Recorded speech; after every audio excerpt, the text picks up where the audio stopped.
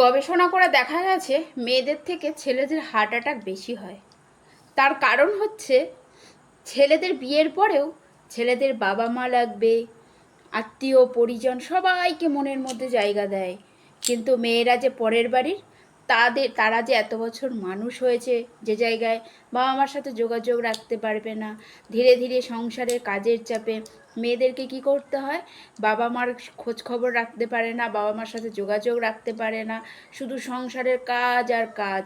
আর ছেলেরা কি করে, বাবা মা আত্মীয় পরিজন সবার সাথে তো ভালো সম্পর্ক থাকেই, তাদেরকে তো মনের মধ্যে জায়গা দিতেই হয়, হার্টের ভেতরে তারা থাকেই। তারপরেও কি করে, পাশের বাড়ির বৌদি, তারপরে ওই ক্লাস 10 পাস করবে, ক্লাস 10-এর মেয়েরা কেমন সুন্দর শাড়ি পরেছে, কেমন সুন্দরভাবে স্কুলে আসছে সাইকেল চালিয়ে দল বেঁধে, কোন মেয়েটা বেশি সুন্দর, সেইগুলোও হার্টের মধ্যে জায়গা দিতে হয়। আবার কি করতে হয়, অফিসে যদি সুন্দরী কলিগ থাকে তাদেরকেও হার্টে জায়গা দিতে হয়। এই সমস্ত হার্টের মধ্যে জায়গা দিতে দিতে, সমস্ত মানুষগুলোকে হার্টের মধ্যে জায়গা দিতে দিতে হার্টের মধ্যে না ট্রাফিক জ্যামের মতন জ্যাম পড়ে যায়।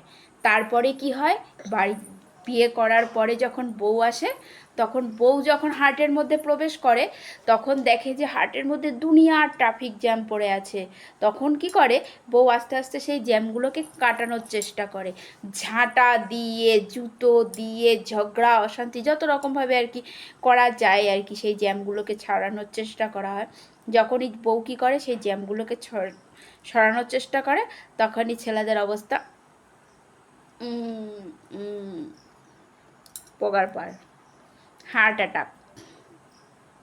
একদম হার্ট, আর সেখানে হার্টের স্পন্দনটা আর থাকে না, তখন হার্ট অ্যাটাক করে জমের বাড়ি। আর এক্ষেত্রে মেয়েদের হার্ট ভালো থাকে এই কারণেই, কারণ বিয়ের পরে বাবা মা ভাই বোন যেটুকু আত্মীয় বান্ধবের সাথে যোগাযোগ রাখার সময় পাই না। আর বাবা মা ভাই বোন সেটাও এই দুটো বাচ্চার পরে কি করে, তাদের সাথেও আর যোগাযোগ সেইভাবে রাখতে পারে না। তখন ওই ফুরফুরভাবে বাচ্চাগুলো হাঁটছে, বাচ্চাগুলো হাসছে খেলছে, ওগুলো দেখেই জীবনটাকে উপভোগ করে কাটিয়ে দেয়। তো এই কারণে মেয়েদের হার্ট ভালো থাকে। আর বেশিরভাগ ক্ষেত্রে দেখা যায় ছেলেদের হার্ট অ্যাটাক হয়ে।